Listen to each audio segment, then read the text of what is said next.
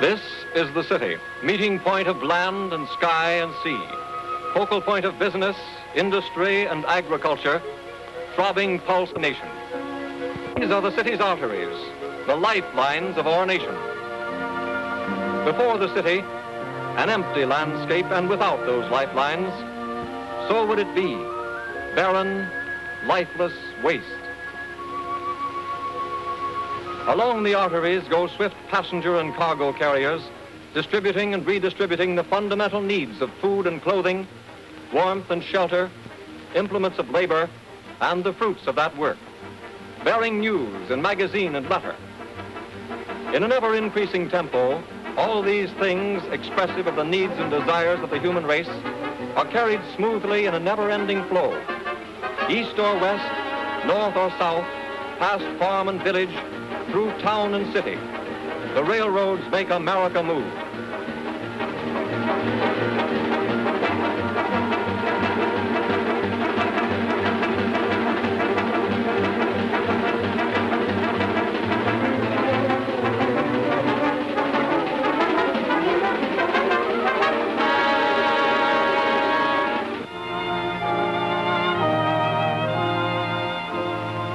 In the beginning, we found forests and we felled them, wantonly at first, then more carefully. For we needed shelter, protection from the elements and preying beasts, little scattered, separated kingdoms, each called home. We had land, lots of it, rich but untamed, and with honest sweat we cleared it, turned it to our needs, used its richness, made it productive. The gentle beasts found forage and green pastures, and they multiplied, increasing our wealth, providing food and clothing. As the men toiled in the fields, so the women in their homes found pride in carding the wool which flowed from the spinning wheel. And in season, both men and women followed the furrows of upturned earth, sowing the seed which brought a glad harvest.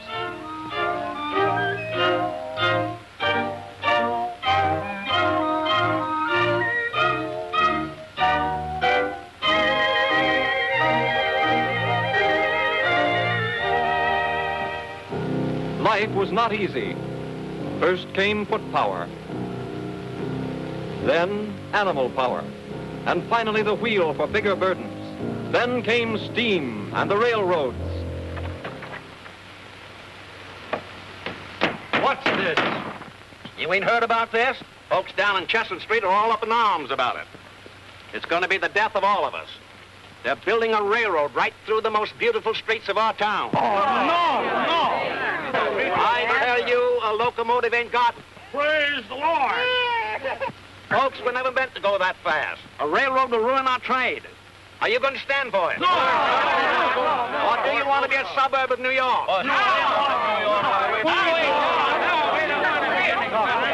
Here she comes. Goes awful fast, they say. 12 miles an hour. A human can't stand it.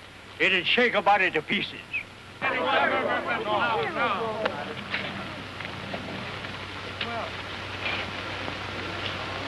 Beauty, ain't she? You know what happened. Those who were dead set agin 'em forgot their fears, and everyone looked to the railroads as symbols of growth. 23 rail miles in 1830, the spanning of the continent in 1869. America was on the march. Steel ribbons brought life to the open plain, marking the way for the groundbreaking plow, the driller for oil, the builder in stone and concrete. Waste became farmland, crossroads became towns, and towns became cities.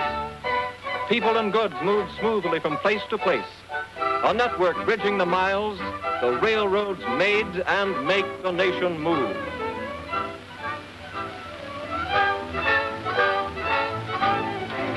Part of that movement centers around the lake region. From upper lake strip mines come much of the iron ore that will make up this year's 87 million tons of steel for industrial and defense needs. Giant unloaders, part of the railroad's equipment, speed the transfer of the ore from the ship's hold to waiting car. In 17-ton bites, they move a boat's 12,000-ton cargo into waiting cars in less than 4 hours.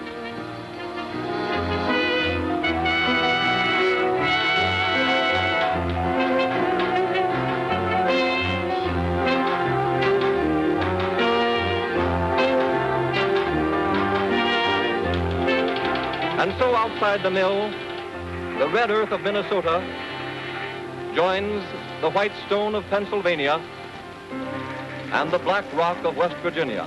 Fire out of the earth to make strength out of the earth. Steel. The railroad's first tracks were wood, then wood with an iron strap. Next came cast iron, and finally steel. And the steel rail is formed with the precision dictated by years of railroad research. Besides the steel needed for rail, the railroad industry must have thousands of tons for locomotives, cars, bridges, all adding up to nearly 1/6 of the nation's steel capacity. It was railroad expansion over the years that made large-scale steel production possible. Just as today, the railroads are the major haulers of steel products. They're equipped to handle big units speedily. Big units like these export packages being stacked for transit on an ocean vessel, going eastward to prove the meaning of that V. Tractors for farming, for road building, for logging, for industry. These and many other commodities make up the mile-long freight trains that move swiftly, hour after hour, helping to maintain the beat and rhythm of our economic life.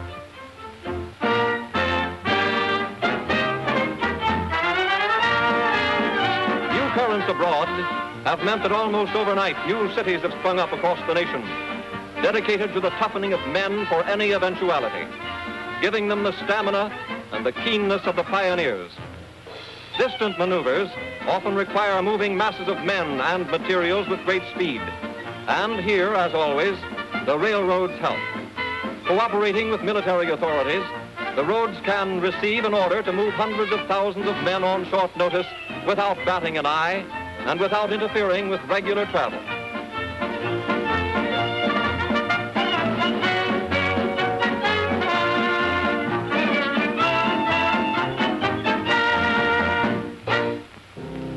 Through the years, the railroads have helped bring about many changes in our economic life. On the range, 2,000 miles over the horizon, roam your future steaks and shoes. Remember the old Chisholm Trail, Texas to Chicago and the steers walking all the way? There was pioneering, wealth on the hoof, and the only way to convert it into something spendable was to prod it along. Keeping a sharp watch for the dreaded brigands of the plains, the rustlers, men whose wealth came from stealing yours. Keeping a lookout for strays that wandered off. Keeping a six-shooter cocked for beasts that prey on strays, as destructive as rustlers, but less guilty, since their desire is only for food. Dreading always that the next watering place would be dry, that forage would be scarce. The railroads changed all that. Today, guarded from all the forces that would take their toll, 600,000 carloads of livestock a year go from range to market. This time saved means money saved by cattlemen and consumer alike. There's no need for hauling the whole beef to your butcher, when with the careful refrigeration the railroads give, it can be dressed at a central plant and waste products and waste motions eliminated.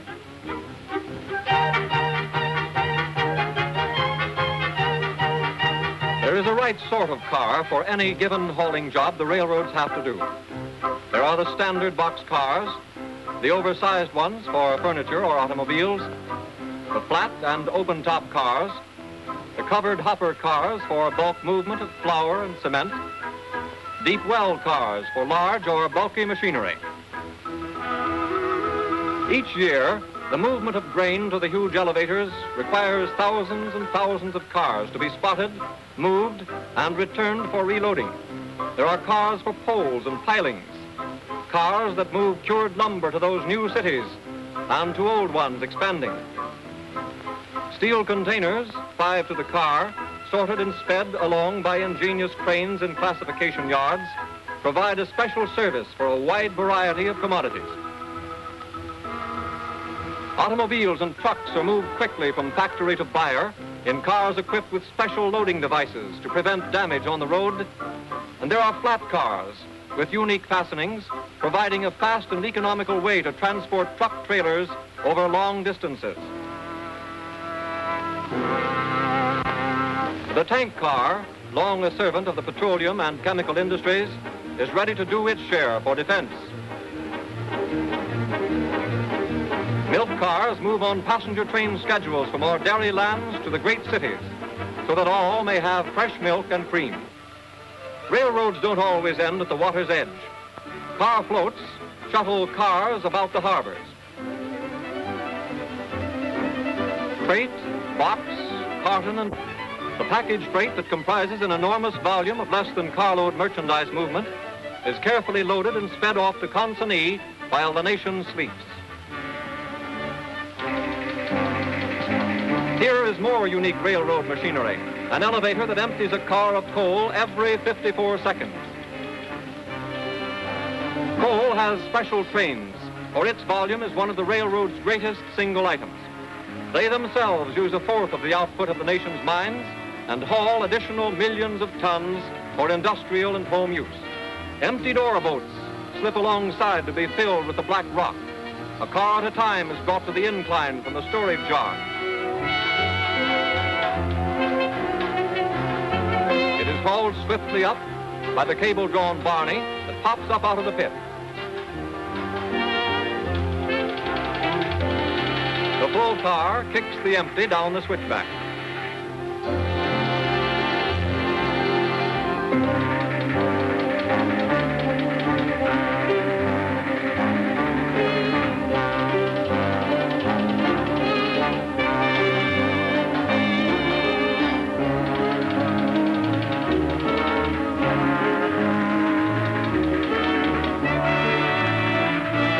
Switching has advanced to meet the increased speed of modern freight trains.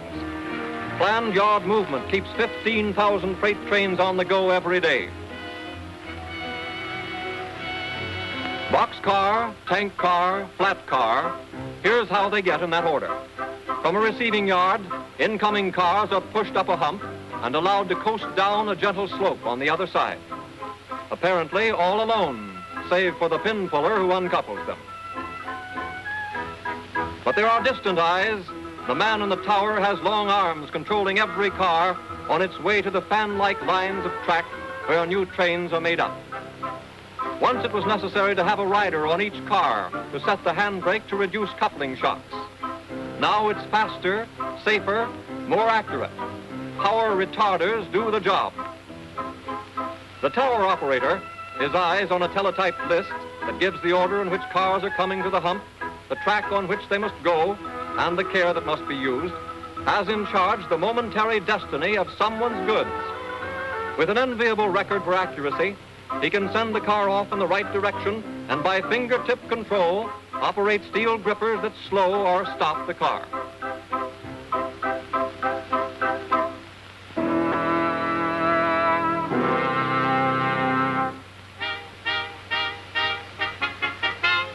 Each car, under its own carefully adjusted momentum, may go all the way to the end of an empty track or come to rest on the near end of a filled track. No shock, no shake, no jar. At the departure end of the yard, engines pick up the strings of outbound cars, now complete trains. A caboose is added as a final touch, and another mile-long train is on its way, redistributing the nation's production and the nation's wealth. A rolling wheel on a steel rail is the country's most economical mass transportation. 1 ton, 1 mile, 1 cent, protected all the way by unseen and seen guardians. Some of the guarding units see to maintenance of track and right-of-way, maintenance for speed, maintenance for safety, maintenance for economy. The better the road, the better the ride, no matter what is carried, and unceasing watch is kept.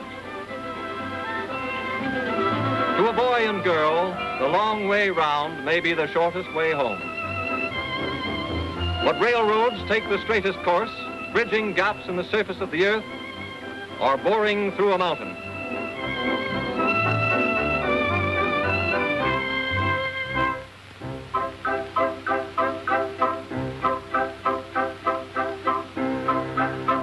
And always there are those who serve by watching, marking need for change and replacement before the untrained eye could sense the need. Remember the kid next door with the jalopy patched together with baling wire?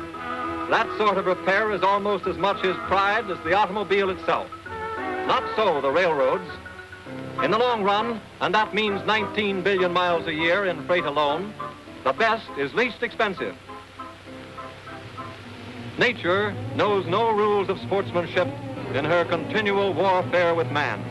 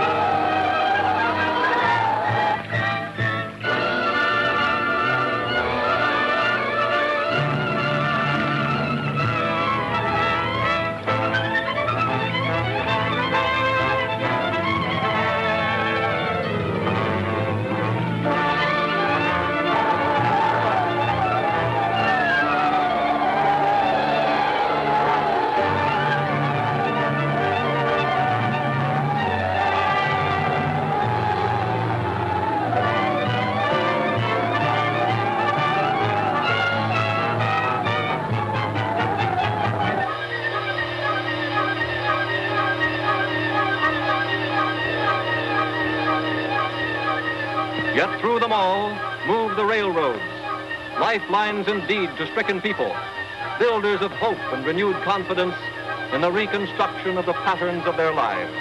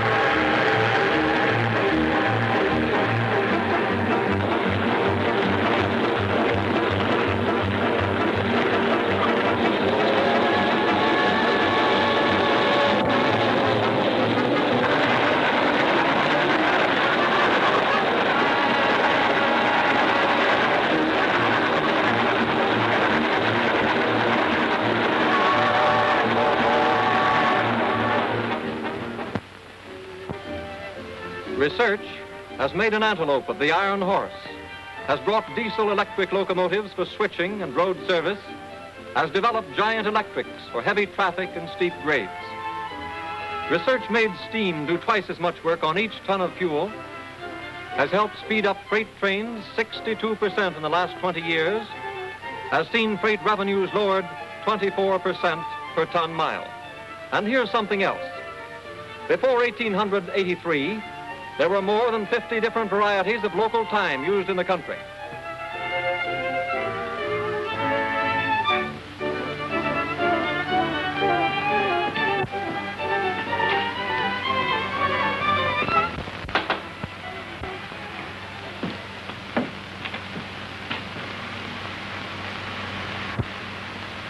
Joe! Oh, Joe!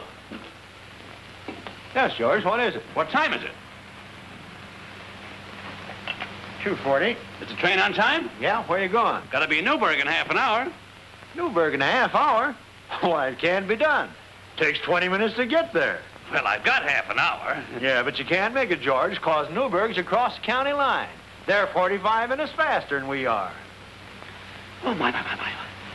Back in 1883, the railroad solved such time difficulties by working out standard time zones, and their system has spread around the world.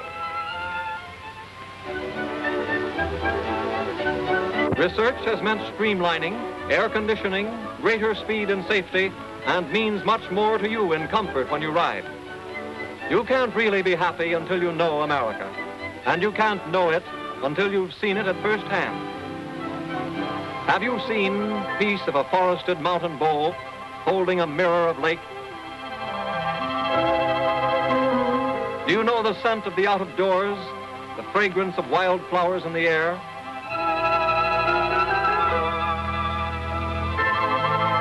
Have you seen the places where nature has torn apart the mountains and molded them into strange shapes, painting with all the colors of the rainbow?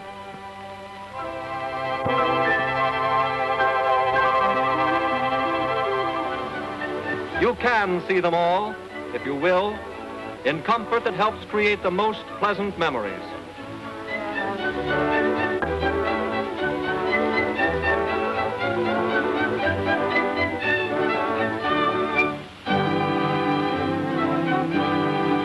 Comfort, of course, includes your appetite. The modern train offers a wide variety of splendidly prepared food with meals to fit your budget and your taste. What's more, you can do all this on credit if you wish. Vacation, sickness, business, whatever your need, you can travel now and pay later. On your trip, the lounge car will probably be a favorite. An ideal spot for bridge. A chance to write that letter to Aunt Mary. Or to consider that deal with Jones and Company. The observation car is another well-liked place from which to see the land in all its richness and beauty. Night and sleep. The American railroads, in conjunction with the Pullman Company, provide the finest sleeping car service in the world, a type of sleeping accommodation for any desire. Many of the trains, on longer runs, offer a variety of personal services. And on some, you may even take a shower bath to increase the comfort of your journey. Ahead, at the end of the journey, lies the city, business or pleasure.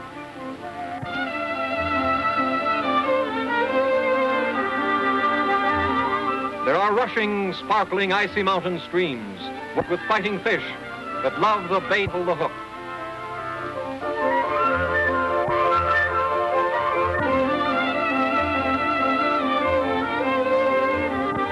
There's the spank of wind against canvas and a knife-like prow to throw up a zestful salt spray.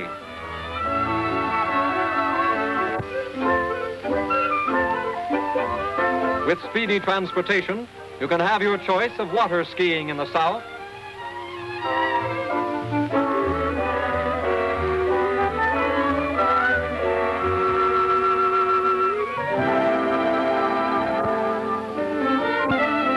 or snow skiing in the frozen north. Geyser and gorge, valley and mountain, and always just around the next bend, cool and beautiful. Do you want to ship a tiger? Railway Express, with its huge fleet of motor trucks and 23,000 offices, will handle almost anything. The cargo goes up jewelry to Jersey cow, moves them all on passenger schedules.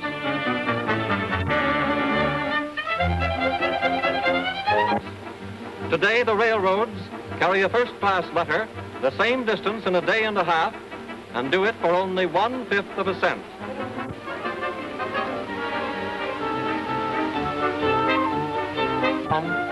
Or in the heart of the bustling city, it's all that the nation moves.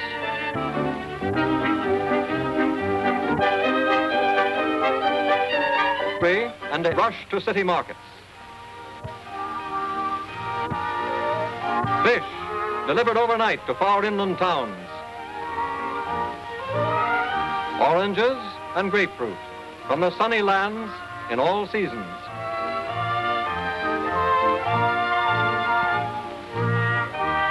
Milk and dairy products, everywhere to everywhere. Vegetables, delivered garden fresh to city kitchens. Yesterday, today, tomorrow. This is America, united with ribbons of steel.